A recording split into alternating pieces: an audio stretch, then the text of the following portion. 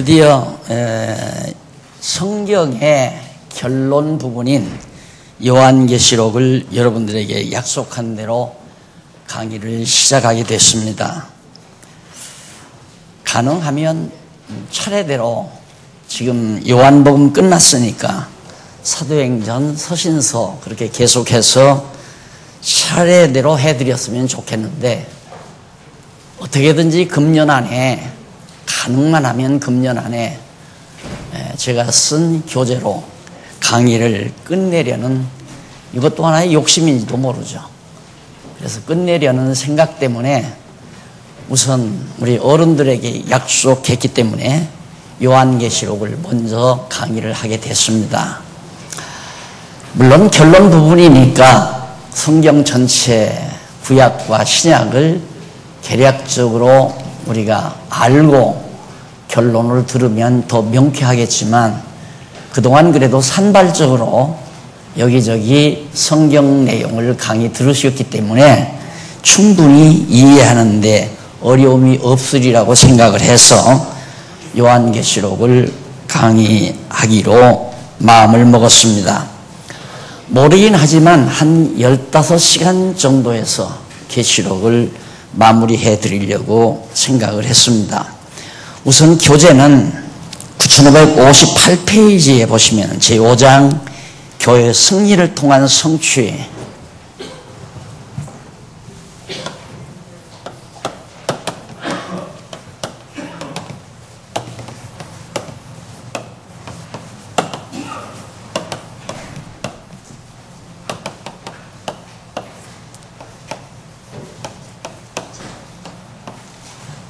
교회 승리를 통한 성취, 이게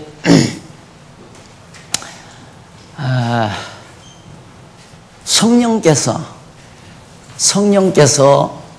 예수가 그리스도라는 사실을 증거하기 위해서 예수님의 약속대로 오순절에 이 땅에 성령이 임하셨거든요. 그래서 그 성령께서 하시는 일은 뭐냐면 정말 너희가 십자가에 못 박아 죽인 예수가 바로 구약에서 언약된 그리스도이다라는 사실을 입증해 주는 것이 성령이 해가는 중요한 임무입니다. 그래서 예수님이 이 땅에 오셔서 부활 승천하신 이후에 성령이 임하셔가지고 제일 먼저 하신 일이 뭐냐면 교회를 설립을 했어요. 그게 사도행전에 나오죠. 교회 설립을 통해서 바로 예수가 그리스도이심을, 무슨 교회를? 그리스도의 몸된 교회를, 교회의 머리 되신 그리스도가 당신의 몸된 교회를 성령께서 오셔서 세우셨단 말입니다. 그래서 봐라, 그리스도의 몸된 교회가 서졌지 않느냐, 이것 보아서 예수는 그리스도임이 틀림이 없다. 그리고 세워놓은 교회를 양육을 시키고 또 무장을 시키고 투쟁케 해서 오늘 승리를 거두게 하는 거죠. 그러니까 사도행전에서 교회를 세우시고 그 다음 로마서 고린도전후 갈라디아서에서 양육을 시키시고 교회를 성장시킨다 이 말이죠.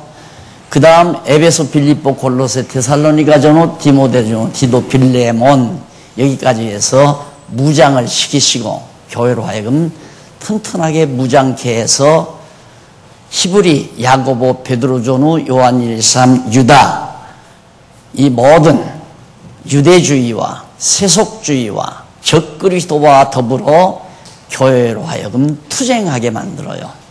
그러니까 이 땅 위에 머무는 교회는 투쟁하는 교회거든요. 무엇과? 율법주의와 투쟁하고 그 다음 세속주의와 투쟁하고 그 다음 적그리스도와 투쟁하는 거란 말입니다.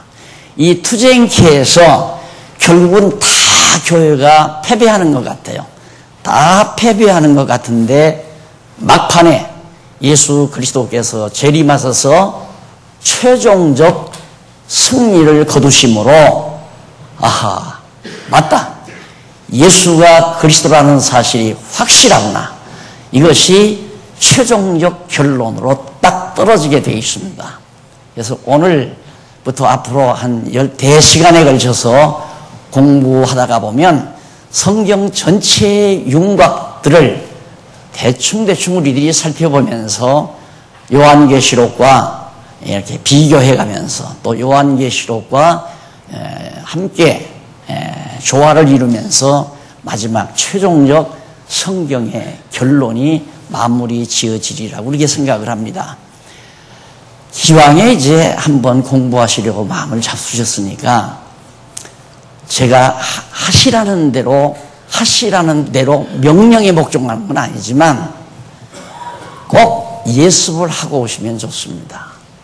1시간에 한 장반, 그러니까 1장에서 2장 반까지 보통 장반 정도를 매주일 나갈 겁니다.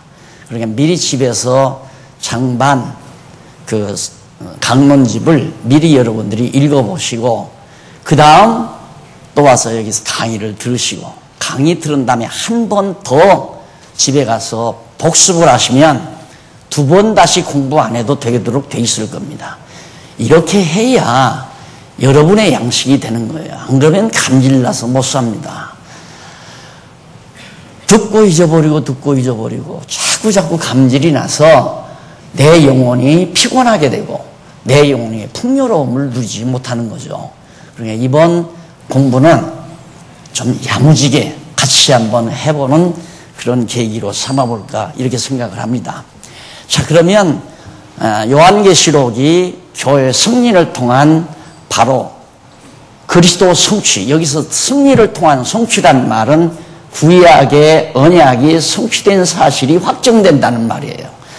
요한계시록은 봐라, 구약의 언약대로 이루어진 사실이 그리스도의 몸된 교회가 최종적으로 승리함으로 분명하지 않냐. 그래서 믿음이 생기는 겁니다. 믿으려고 노력해서 믿어지는 게 아니고 성경을 깨닫고 나면 믿으려고 해서 믿는 것이 아니라 믿어져서 믿는 것이다.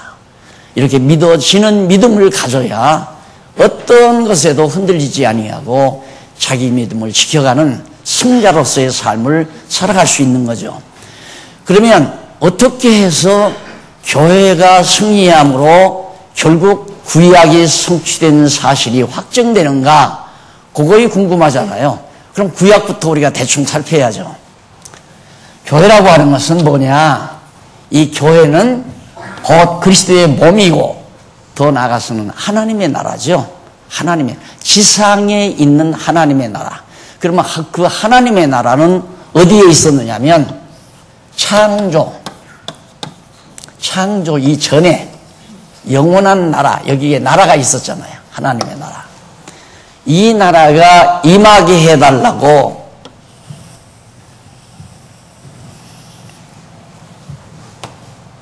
예수님께서 제자들에게 여기 하나님의 뜻으로 이미 이루어진, 하나님의 뜻을 따라 이루어진 하나님의 나라가 이 땅에 임하게 해달라고 기도해라. 뜻이 하늘에서 이루어진 것 같이 땅에서도 그 나라가 이루어지게 해달라고 기도해라. 제자들에게 그러면서 하늘에 계신 우리 아버지여, 이름이 거룩히 여김을 받으시며 나라의 임하옵시며, 여기 이 나라가 이 땅에 임해달라고 그래. 그 나라가 바로 교회란 말입니다. 그러니까 이 나라를, 영원한 하나님의 이 나라를 이 인간 세상, 피조 세계에 계시하려는 것이 바로 우리가 살고 있는 이 땅이에요. 이 계시세계라 이 말입니다. 그럼 무엇 때문에 우리를 이 시간세계, 피조세계에 살게 하시는가? 이 하나님의 나라를 피조된 우리 인간, 지음받아가지고 타락한 우리 인간들에게 하나님의 나라를 보여주려고, 그래서 이 세상을 지어놓고 섭리하시는 거거든요. 그럼 우리가 이 땅 위에 사는 목적이 뭔가? 목적은 뭐냐면 하나님의 나라를 깨닫고 하나님의 나라의 주인이신 왕 되신 그리스도를 믿고 여호와 하나님을 경외하며 사는 걸 배우게 하려는 거죠. 이것이 우리가 이 땅 위에 사는 목적이에요. 하나님께서 계시를 왜 하는가? 이걸 보고 알아라 그 말이에요. 예수가 그리스도이심을 알고 언약대로 이루시는 여호와가 살아계심을 알고 그 여호와를 경외해라. 이걸 깨닫게 하려고 하나님께서 역사 섭리를 해가는 거란 말입니다. 그런데 맨 처음 하나님께서 에덴을 창조하잖아요. 에덴 동산을 지어 놓으셨는데 이 에덴 동산에는 누가 살았느냐면 아담이 살았어요. 아담을 지어 놨잖아요. 아담을 이렇게 지어 놨는데 아담 혼자 사는 게 하나님 보시기에 안 좋았어요. 그래서 아담의 옆구리에서 갈비뼈를 뽑아서 하와를 만들었죠. 하와를 만들어서 아담에게 데려다가 주례를 했더니만, 결혼 주례를 했더니만 아담이 고백하기를 너는, 하와는 내 뼈 중에 뼈요 내 살 중에 살이라. 그 말은 뭐냐면 아담의 몸이라 그 말입니다. 하와가 바로 누구냐? 아담의 몸이다. 그러면 아담은 주인이죠, 남자. 하와는 여자로서 머리 대신 아담, 머리인 첫 아담의 몸이라 말입니다. 하와가. 그래서 한 몸을 이룬 거예요. 한 몸을. 이걸 에베소서에서 사도 바울이 바로 교회로 묘사를 했습니다. 교회. 그러니까 바로 아담과 하와가 교회 최초의 에덴 교회예요. 에덴 교회의 교인 숫자가 몇이냐? 아담과 하와 두 사람밖에 없어요. 두 사람밖에. 말은 보기는 두 사람뿐이지만 이 두 사람이 서로 사랑하고 살다 보면 자녀가 10도 나올 수 있고 15도 나올 수 있고, 그러니까 아담의 허리 속에 많은 하나님의 자녀가 존재하고 있는 거 아닙니까? 그래서 아담과 하와는 최초의 에덴 교회 모습이었어요. 그러니까 아담은 머리이고 하와는 아담의 뼈와 살, 내 살과 뼈다 해서 몸을 이루고, 그래서 한 에덴 교회를 이루어 놨는데 이 속에 누가 작동을 했느냐면 뱀이 작동을 해요. 뱀이. 이 뱀이 뭐냐면 옛 뱀이요 마귀요 사단이죠. 사단. 뱀이 곧 사단이었단 말입니다.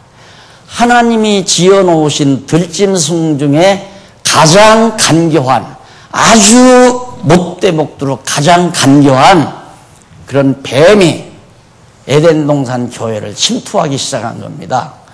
침투해서 누구부터? 하와부터 유혹해서 넘어뜨린 거예요. 하와가 넘어가 버렸잖아요. 사단에게 넘어가 버렸어요. 사단이 하와를 넘어뜨리고 나니까 하와가 누구를 넘어뜨리냐면 남편 아담을 넘어뜨려요. 그래서 하나님께서 맨 처음 에덴 동산에 가장 아름답게 세워놓으신 에덴 교회가 박살나 버렸습니다. 다 무너져 버렸다. 자, 어떻게 하나님이 세워놓은 에덴 동산을 이렇게 헐어버리셨을까? 자, 여기서 하나 명심하고 가실 일은 하나님이 왜 에덴 교회를 헐으셨을까? 헐으시고, 네, 세우시려고. 왜 에덴 교회를 헐으셨는가? 헐으신 다음 세우시려고. 세우시는 것이 둘째 아담 예수 그리스도를 통하여 바로 이 신약 교회를 세우시기 위하여 바로 에덴 동산의 교회를 하나님께서 헐어버린 거라 이 말입니다. 첫 아담을 중심으로 세웠던 교회는 헐어버리시고 둘째 아담 예수 그리스도를 통해서 세우시는 이 교회로 하여금 최종적으로 승리케 하시려고 하나님께서. 그러면 왜 헐었다가 세우는가? 헐었다가 세우는 것은 하나님의 전능하심을 드러내기 위한 겁니다. 하나님이 살아계셔서 전능하신 능력으로 그리스도의 몸된 교회, 하나님의 나라를, 하나님의 나라를 하나님의 능력으로 무너뜨리기도 하고 세우기도 하는 전능하신 능력을 오늘 이 땅에 사는 우리들에게 보여줘가지고 그의 전능하신 능력을 찬양케 하려는 것이 바로 이 계시 섭리의 근본 목적이라 이 말이에요. 자, 그러면 여기서 이 정도 알고 나면, 하하, 다윗 시대, 솔로몬 시대, 이때 성전이 얼마나 멋있게 서졌습니까? 성전도 완전히 불로 다 망가뜨려 버리잖아요. 다 헐어버리잖아요. 왜 하시는가? 다시 온전한 것으로 하나님이 세우시기 위한 겁니다. 그래서 하나님은 헐었다가 세우시고 흩었다가 모으시고 때리시고 싸매시고 이런 섭리를 반복하시면서 하나님의 살아계심과 능력을 드러내는 역사를 해가신다 이 말이죠. 그래서 에덴 교회가 무너나고 보니까 완전히 세상은 완전히 엉망이 되어버리는 거예요. 죄가 가득한 세상이 되어버리는 거예요. 그 가운데 노아 시대까지 보니까 얼마나 죄악이 관영한지 의인이 한 사람도 없어요. 아무도 의인이 없어요. 그래서 노아에게 하나님이 은혜를 입혀요. 그냥 은혜를 입혀서 노아의 8 식구만 남겨놓고 다 물로 매장시켜버려요. 그러니까 노아의 8 식구 가정교회만 딱 남겨놓은 거예요. 에덴 동산도 하나의 가정교회였죠. 노아도 이제는 여기는 2 식구였는데 노아는 8 식구예요. 그러니까 하나님의 섭리로 볼 때는 2 식구나 남편과 아내가 있으니까 2 식구나 8 식구나 마찬가지예요. 이 둘이 살면 또 자녀들 태어나잖아요. 그래서 이 가정교회가 기본이란 말입니다. 이 노아의 가정 하나 살려놓고는 전부 다 죽여놓고 하나님께서 이 노아의 가정을 통해서 전 인류가 온 세상에 퍼져 살도록 하나님께서 언약하시고 그 언약대로 지금도 역사를 계속해서 진행해 가고 있는 거예요. 오늘 역사를 이어가는 모든 사람들은 노아의 세 아들 후손들을 세 아들을 통해서 퍼져난 번식한 그리고 생육하고 번성한 그 자손들이 오늘의 세계 역사를 이어가고 있는 겁니다. 그런데 노아를 통해서 이루어지는 노아 가정을 통해서 이루어지는 역사를 다 성경으로 기록하자고 한다면 아마 요한복음도 그렇게 말했지만은 다 쌓아놓을 곳이 없는 거죠. 그걸 다 기록하자면. 그래서 하나님께서는 노아의 8 식구 가운데 아들 가운데 셈의 후손이 나오죠. 셈의 후손에서 아브라함을 택합니다. 아브라함 하나를 딱 셈의 후손에게서 셈, 함, 야벳 세 아들이 나왔는데 함, 야벳은 버려두고 셈 자손에게서 아브라함 하나를 딱 선택해가지고 아브라함의 자손으로 하여금 나라를 이루어가게 하죠.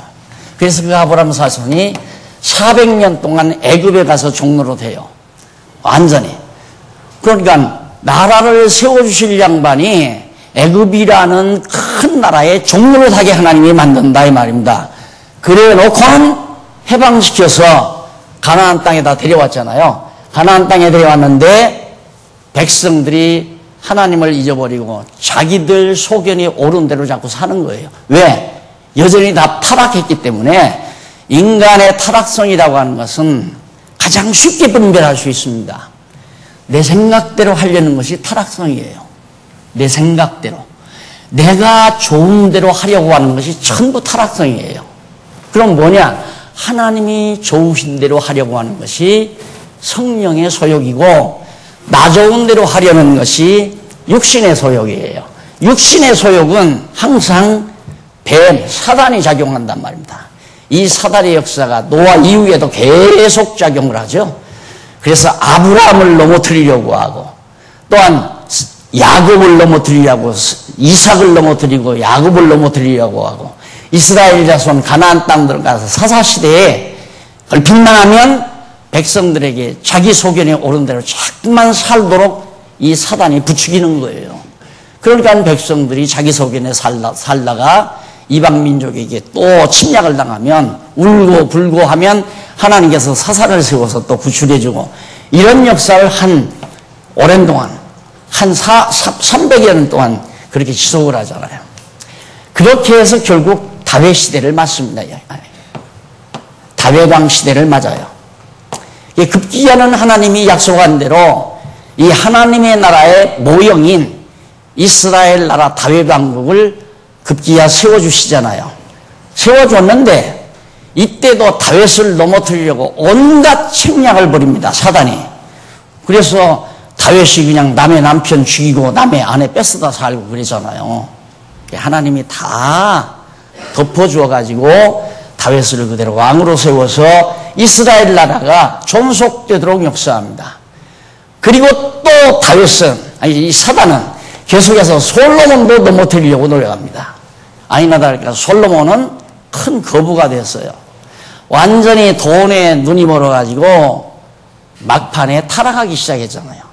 이방 여자들, 아름다운 여자들은 전부 궁실로 불러들여서 궁녀를 삼아서 온갖 쾌락을, 인간 자기 욕망대로 하고 싶은 것 못 해본 것 없이 산 사람 아닙니까? 이 솔로몬이. 그것이 바로 전도서에 나오죠. 그러다가 마지막 판에 솔로몬 말기에 결국 사단의 역사를 통해서 결국 나라가 딱 갈라지잖아요. 이렇게. 북이스라엘. 이건 북이스라엘이 되고 남쪽 유다. 그래도 하나님께서는 다윗 왕조가 망하지 않도록 아주 신라처럼 명맥을 유지하도록 하나님이 보존해 줍니다. 이유는 하나님께서 아브라함에게 이 나라 세워줄 것을, 그러니까 하나님의 나라의 모형인 다윗 이스라엘 나라를 세워줄 것을 언약했기 때문에 죄졌다고 다윗도 죽여버리고 솔로몬도 죽여버리고 다 죽여버리면 나라가 안 되잖아요. 그러니까 다 용서해줘요. 모두를 다 용서해줘요. 용서해줘가지고 막판 나라를 갈라가지고 북에 가서 하나님이 언약하지 아니한 나라를 세우는 북이스라엘은 완전히 아수르에게 패망합니다. 여기는 애굽에게 패망하고요. 다른 건 기억하지 말고 애굽에게 패망하고 종로로 하고 아수르에게 먼저 북이스라엘이 패망한다. 그리고 남쪽 유다는 바벨론에게 패망을 합니다. 바벨론에게. 그러니까 애굽, 아수르, 바벨론은 누구냐? 이 사단의 졸개들이에요. 이 사단의 권세가 하늘에서 미가엘과 더불어 싸워가지고 쫓겨나죠. 요한계시록에 보면 땅으로 쫓겨나요. 땅으로 쫓겨나서 이 사단이 지상의 권세를 장악해요. 온 세상 지상 권세를 다 장악해가지고 이런 애굽에게, 아수르 제국에게, 바벨론 제국에게 사단이 역사해가지고 하나님의 택한 백성들로 이루어진 하나님의 나라를 다 파괴해라. 그래서 북이스라엘을 멸망시켰고 남쪽 유다 백성들을 모두 다 바벨론이 잡아가서 70년 동안 포로 생활시키잖아요. 자, 여기까지만 봐도 지상의 교회가 존속된다는 것이 얼마나 힘들고 고달픈 일인가 짐작할 수 있잖아요. 교회가 순수하게 존속되기란 참으로 어려운 겁니다. 왜 그러냐면 하나님께서 일단 이 악한 날에 악하게 쓰시려고 짐승귀에 가장 간귀한 뱀을 지어서 사단의 역할을 하도록 했다 이 말입니다. 그리고 이 사단 권세에게 세상을 다 맡겨버렸기 때문에 순수한 교회를 그냥 놓아두지 않는다 그 말입니다. 어떻게든지 박살내려고 하는 것이 사단의 권세지. 그래서 겨우 이때 하나님께서 고레스를 통해서 이스라엘을, 남쪽 유다 다윗 왕조를 회복시키려고 파사죠. 이 파사가 바벨론을 쳤잖아요. 그 파사가 승리하고선 파사왕 고레스 왕이 이스라엘 유다 백성들을 다 고토로 예루살렘으로 다 돌아오게 했단 말입니다. 돌아왔어요. 돌아와서 성곽을 짓고 성전을 짓고 제사를 회복하고 했는데 그 다음 파사 다음에 헬라 제국이 나타나죠. 헬라 제국이 사정없이 이스라엘 백성들이 제사 드리는 걸 막 방해하고, 파사 때도 물론 그랬지만 헬라 제국 시대에 굉장히 핍박이 많았습니다. 성전을 다 더럽히기도 하고 제사를 못 드리게도 하고, 그러면서 세월을 수백 년 지내잖아요. 한 3, 400년. 지내다가 결국 급기야 이제 아브라함과 다윗 자손을 이 땅 위에 왕으로 출생하신 예수 그리스도가 나자마자 누가? 헬라 다음에 로마죠. 로마 제국이 이 당시에 지배했단 말입니다. 이스라엘을. 근데 로마 제국이 예수를 십자가에 못 박아 죽여. 네가 유대인의 왕이냐 그래. 그렇다. 유대인들과 합작을 해가지고 로마 제국이 예수를 십자가에 못 박아 죽였어요. 이 둘째 아담을 사단이 타락시킨 것처럼 둘째 아담이신 예수 그리스도를 사단이 십자가에 못 박아 죽였단 말입니다. 그러면 이렇게 나약한 분을 우리가 믿으면 안 되잖아요. 사단한테 꼼짝을 못 하는데 우리가 사단을 믿고 살아야지. 근데 그게 아니잖아요. 3일 만에 이분이 부활했잖아요.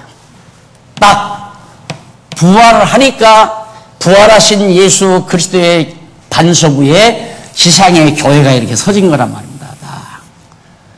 그래서 설리, 양요, 무장, 그 다음 투쟁, 교회로 하여금 싸우게 해서 결국은 최후로 승리를 거두게 하잖아요. 승리. 교회가 최종 승리예요.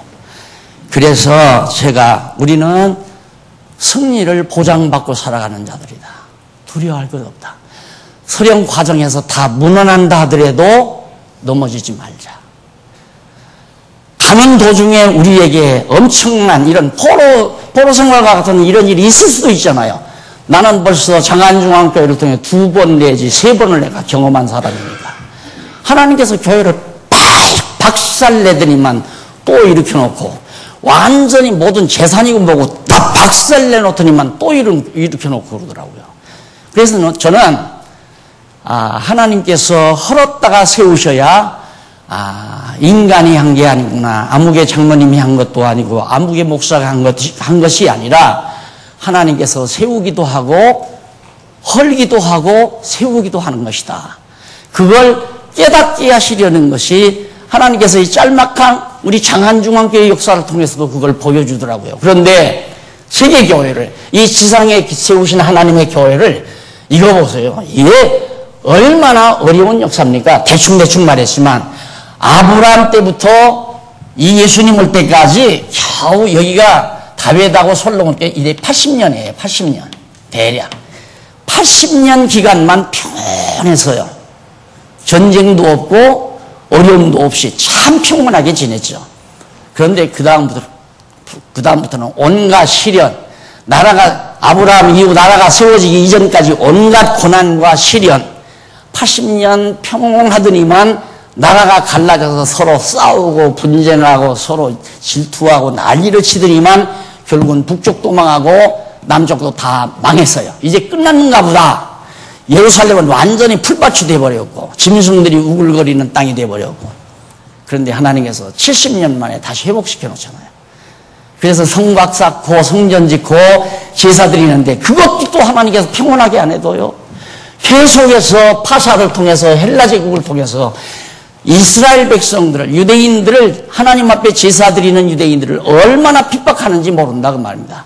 로마도 그랬잖아요. 로마도. 그래서 이 로마 당시에 하나님께서 이렇게 어려움을 당하는 지상의 교회, 이제 예수님이 오셔서 부활 승천함으로 성령 보내가지고 사도행전에서 교회 설립했잖아요.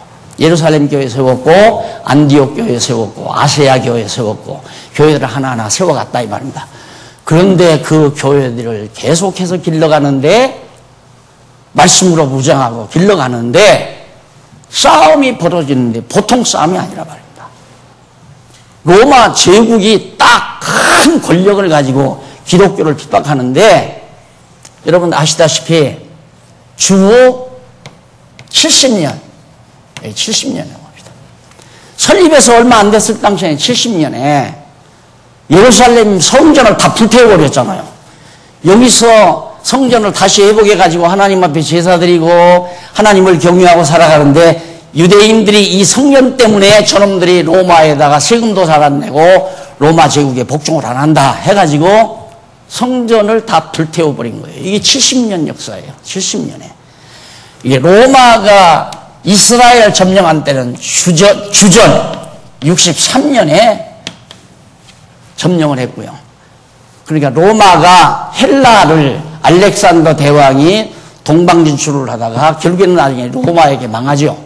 로마에게 망하면서 헬라 제국 치하에 있었던 유대인들이 바로 로마 제국 치하에 들어간 거예요. 근데 말을 잘 안 듣는단 말입니다. 유대인들이. 무엇 때문인가 했더니만 성전 때문에 저들이 섬기는 여호와 신 성전 때문에니까 성전 다 불쳐질러 버리자.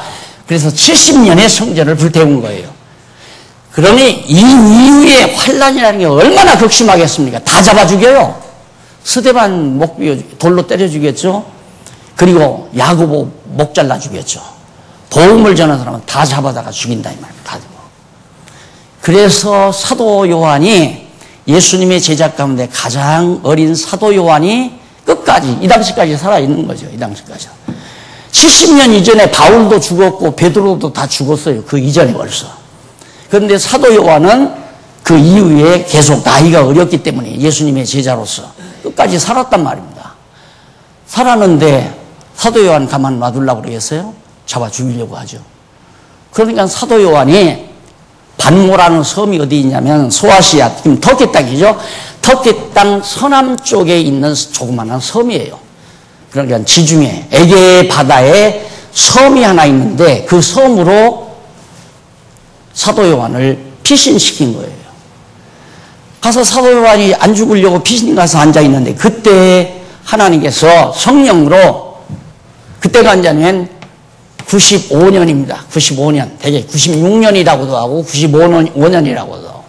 이 무렵이니까 성전이 다 무너진 이후 약 25년 동안 얼마나 교회에 대한 핍박이 극심했겠느냐 이 말이에요. 근데 교회는 뭘 기다리고 있느냐 하면 분명히 예수님 살아서 승천하시면서 하늘 쳐다보지 말라고 천사가 얘기했잖아. 하늘 쳐다보지 말라. 너희들이 지금 보고 승천하시는 분은 장차 본 그대로 다시 이 세상에 오신다. 이걸 유일한 소망을 가지고 지금 95년도까지 참고 견디면서 살아왔다 이 말이에요. 그런데 예수님은 강강 오시지 않는 거예요. 핍박은 극심하고 밥 먹고 살기도 힘들고 때로는 붙잡히면 붙들려가서 두들겨 맞고 이런 극심한 고난을 바로 누가? 이놈의 사단이. 그 사단의 역사는 이 세상에서 끊일 날이 없는 걸 아셔야 됩니다. 우리가 성경을 통하여 야 이거 내가 생각하는 게 잘못됐구나. 성경에 기록된 하나님의 뜻을 따라 생각하고 살지 아니하면 자연스럽게 사단이 우리한테 주는 마음으로 나는 생각하고 판단하고 말도 하고 그렇게 살 수밖에 없는 게 우리예요. 왜? 사단은 우리 욕심을 부추기거든요. 내 욕심대로 살고 싶고 내 생각대로 살고 싶고 내가 잘나고 싶고 내가 누군가를 지배하고 싶고 내가 누구보다도 더 부자로 살고 싶고 이런 생각이 전부 사단이 가져다 주는 생각 아니에요. 여기 에덴 동산에서 이 사단이 하와를 꼬일 때도 뭐라고 합니까? 너 나가라는 대로만 해봐. 눈이 밝아서 하나님과 같이 똑같이 된다. 여기에 쏘아가지고 자기 좋게 한다니까 얼른 따먹어버렸잖아요. 선악과를. 그래서 나가는 것처럼 사단은 언제나 내 욕심을 불러일으켜요. 그러니까 어떻게 성령의 소욕과 육체의 소욕을 어떻게 분별하는가? 지금 내가 생각하고 있는 것이 내 욕심을 채우기 위한 건가? 그렇다면 이것은 사단으로부터 조종받는 생각이에요. 아니야. 이건 내 욕심이 아니야.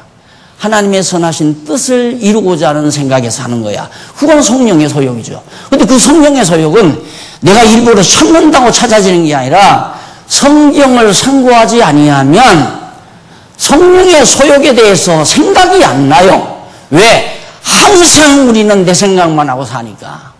여러분 거리를 다니면서 차를 타고 가보세요. 야 나도 저걸로 바꿀까? 외제 승용차가 옆으로 쌩 하고 달려간다 이거야. 기분이 팍 상하잖아요. 야 이거 나도 저 승용차 저걸로 바꿀까? 이것부터도 벌써 내 욕심을 불러일으키는 거야.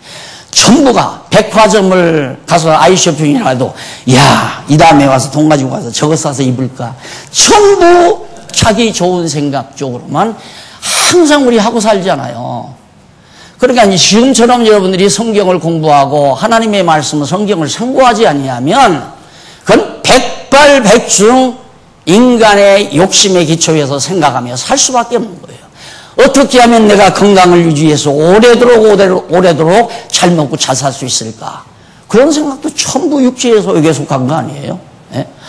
나 사는 기간 하나님이 딱 정해놨다는데 믿고 그냥 즐겁게 하나님 경외하면서 하나님 찬양하면서 살아야 되는데 그게 아니란 말입니다.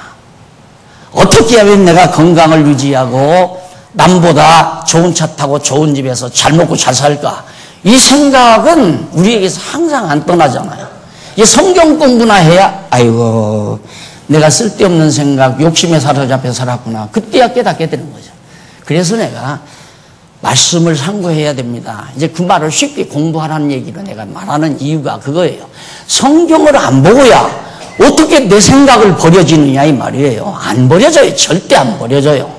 기엽고 저 사람 이겨먹고 싶고 저 사람 보복하고 싶고 절대로 내가 저 사람한테 뒤떨어지지 안 하고 싶고 이런 기본적 생각으로 내 마음속에 꽉 차 있는데 그냥 생각하면 그 생각이 앞서 나온다 이거예요. 이 성경을 읽고 배워야 야 내가 어리석은 생각을 하는구나. 내가 오래 산다고 노력해서 오래 사는가? 내가 잘 산다고 노력해서 잘 살 수 있는 건가? 내가 미워한다고 해서 저 사람도 하나님이 저 사람을 미워하겠나? 그래서 미움도 사라지고 욕심도 사라지고 그래서 마음의 평안이 오고 하나님께 대한 찬양과 감사가 계속 우러나오게 되고 그 생활이 곧 경건 생활이라고 그러잖아요. 경건한 삶이 뭐냐? 성경을 통해서 하나님의 뜻을 생각하고 말씀을 깨달을 때 하나님께 감사한 생각 그리고 하나님을 찬양하고 싶은 마음으로 항상 감동하며 사는 삶이 경건한 삶이에요. 그 경건한 삶을 사는 그런 가정들이 여기 에덴의 아담의 가정, 노아의 가정, 아브라함의 가정, 그 다음 야곱의 가정, 이삭의 가정, 이게 다 가정 아니에요. 그런 가정들이 모여서 기도하고 하나님의 선하신 뜻을 간구하고 그리고 찬양하고 그게 경건이에요. 이 경건의 2대 요소는 기도와 찬송이에요. 기도와 찬송. 이게 하나님의 말씀이 생각이 안 나니까 잠깐 하나님의 말씀 잊어버린 것 혹시 잊어버렸을까봐 간단하게 성경 몇 구절 읽어드려도 되고 시편 한 장을 읽어드려도 읽기만 해도 생각이 나잖아요 우리는. 그게 경건이에요. 그리고 오늘까지 이렇게 분반해서 성경 공부하는 건 이제 성경 공부 구체적으로 하나하나 공부해 가는 거고. 자, 그래서 지금 95년도에 사도 요한이 이 계시를 받는데 자, 그러면 보십시다. 지금 여기서 여기까지 말하는 것이 제5장 교회 승리를 통한 성취 내용 중에서 2페이지, 3페이지에 넘어 있는 그 한 장, 그러니까 9600페이지까지 기록되어 있는 내용을 간단하게 간추려서 말씀을 드린 겁니다. 그러면 제1절 교회를 위한 계시가 나와요. 1장에서 3장까지. 그러니까 여기 교회는 7교회에 대한 계시예요. 7교회에 관한.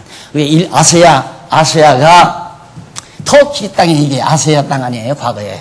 터키 땅인데, 요 서남부에 이쪽에 교회가, 에베소 교회, 빌라델비아, 이런 교회에서 7개가 이렇게 몰려있어. 이게 다 사도 바울이 가서 세운 교회거든요. 이런 교회들이 상당히 지금 자리를 잡은 거예요. 왜 바울이 여기 여러 차례 가서 잘 가르쳤잖아요. 그러니까 잘 견디는데, 이거 예수님 승천하신 이후로 33년에 승천했다 하더라도 지금 95년이면 아니 지금 50년이 넘어도 예수님 강감 안 오신단 말입니다. 재림을 안 한다 이거예요. 그러니까 신앙이 흔들릴 거 아니에요. 야 이거 진짠가 가짠가 이거. 그래서 사도 바울은 자 반모섬에 여기 있고요. 교회들은 여기 이제 7개가 쫙 있고 어떻게 말씀을 가르치겠어요? 안 되잖아요.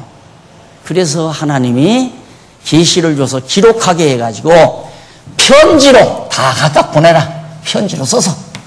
그럼 편지를 써서 보내면 편지 읽고 너희들 신앙 다져라 이 말이에요. 자, 그렇게 해서 계시가 주어지는 것이 3장까지 주어지는데 1장 1절로 20절까지는 어떤 내용이냐면 전체 계시의 서론입니다. 요한계시록 22장까지 전체 계시에 대해서 서론적으로 하는 얘기인데 우선 1장 1절로 8절은 축원을 해요. 사도 요한이 축원을 하면서 뭘 약속하냐면 재림을 약속해요. 여기 재림한다 했으니까 장차 예수님 반드시 재림한다. 의심하지 말라. 재림 반드시 한다. 아직 때가 안 됐으니까 재림을 안 하는 것뿐이지 예수님께서 승천하시면서 내가 본 그대로 다시 온다고 약속하신 그 언약은 반드시 이루어질 테니까 걱정하지 말라. 그런 내용이 1절로 바로 8절까지 나와 있는데 먼저 1절로 5절 상반절까지는 경위를 알려주며 축원합니다. 어떻게 해서 이 계시를 하나님께서 사도 요한에게 주었는가, 계시를 하게 된 경위, 그 과정을 쭉 설명을 해요. 그건 여러분들이 읽어봐도 쉽게 알 수 있는 것들인데 그 내용에 대한 구체적인 것들은 여러분들이 집에 가서 자세히 읽으면 좋겠고요. 중요한 것은 1절로 3절에서 이쪽 9563페이지 나오죠. 1절로 3절에 보면 반드시 속히 될 일을 지시하여 때가 가까운 것을 알려줍니다. 반드시 속히 된다. 예수님 재림은 앞으로 반드시 재림하시지만은 그 외에 아주 속히 될 일이 있다 이거예요. 그게 뭐냐면 70년에 성전이 다 불타버렸잖아요. 그런데 132년 복잡하죠? 이게 중요한 거. 132년. 132년이면 앞으로 미래안에 사도 요한이 여기 95년이니까 적어도 한 38년 정도 지나서 될 일이죠. 이거 속히 될 일 아니에요? 반드시 된다 이거. 정해져 있으니까. 이게 어느 때냐면 예루살렘 전체가 다 회파되는 때예요. 예루살렘 도성을 완전히 로마 제국주의자들이 쑥대밭을 만드는 때예요. 이때가 이스라엘 민족의 역사가 완전히 멈추는 시기입니다. 이때가 곧 온다. 그러니까 이것 좀 이 사람들에게, 이 아시아 7교회 성도들에게 알려주기 위해서 지금 하나님께서 지금 사도 요한에게 일러준 거란 말입니다. 그런데 놀라운 것은 우리는 이미 지났잖아요. 132년 지나서. 진짜 132년에 예루살렘이 전부 함락돼가지고 이때 유대인들이 만방에 다 흩어진 거예요.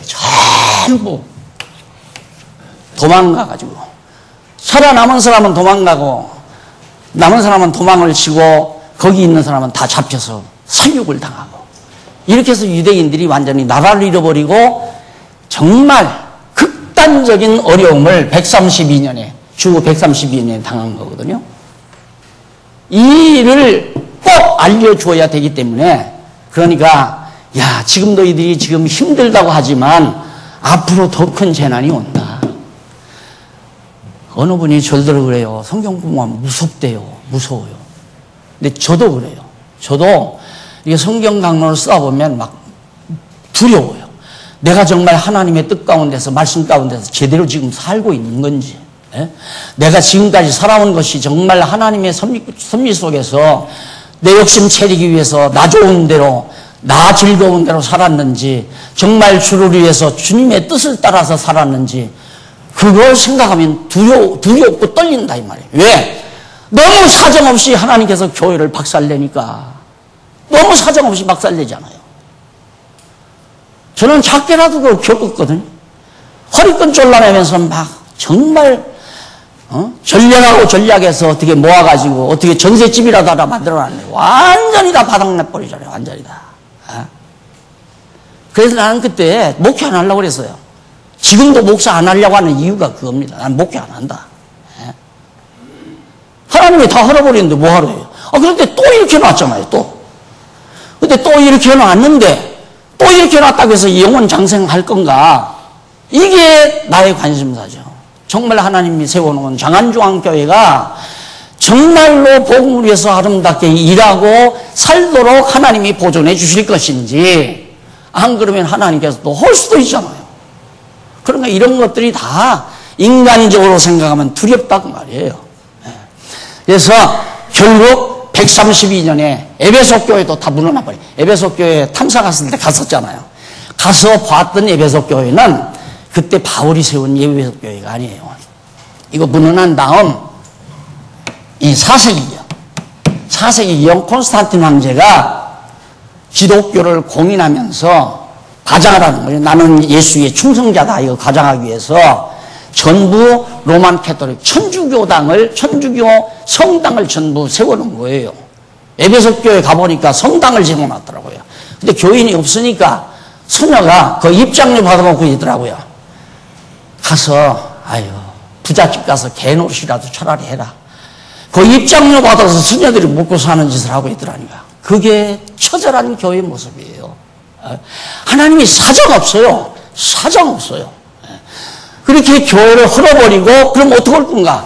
마지막 예수님 올 때는 한 사람도 예수 믿는 사람이 없다니까. 믿는 사람이 하나도 없어져 버려요. 그렇게 만들어 놓고 주님이 오신다고 말이에요. 두렵잖아요. 그런 일 생각하면 내가 지금 믿음을 가지고 산다는 것 자체가 얼마나 행복한 일인가.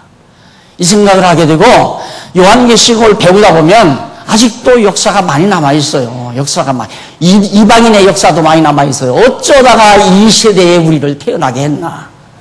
이런 생각만 해도 행복할 수밖에 없죠. 행복할 수밖에 없는데 그렇게 해서 하나님께서 반드시 속히될 일을 지시하며 때가 가까운 것을 알려주면서 넘어가 보면 1564페이지 거기 가보면 어떤 내용이 반드시 속히 될 일을 그 종들에게 보이시려고. 근데 여기 되리라는 말, 반드시 속히 되리라는 말, 되리라는 말은 자 예수님 오시기 전 63년에 일단 유대인들이 지금 피해를 입잖아요. 로마 제국에 정복을 당하잖아요. 이미 정복을 당했고 그 다음 또 70년에 환란을 당했고 지금도 계속해서 당하고 있고 앞으로도 반드시 당하게 될 그 말이에요. 환란이. 그러니까 이 당시에 사도들은 계속해서 환란 속에서 살았다니까. 내가 아무리 봐도 내가 바울보다 훨씬 못난 사람인데 바울은 그 당시에 석학이에요.